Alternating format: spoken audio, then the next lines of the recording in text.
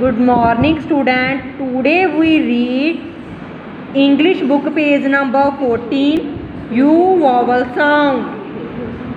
First of all, B-U-T but, C-U-T cut, G-U-T gut, H-U-T hut, N-U-T nut, P-U-T put, R-U-T root, B-U-D bud, M-U-D mud, B-U-D bug, D-U-G dug, H-U-G hug, J-U-G jug, M-U-G mug, R-U-G rug, T-U-G tug.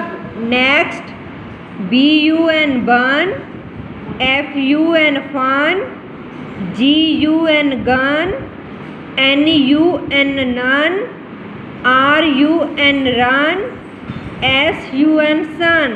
Next देखिए C-U-B cup, D-U-B dub, H-U-B hub, P-U-B pub, R-U-B rub, S-U-B sub, T-U-B tub. Student, read this work carefully. Thank you.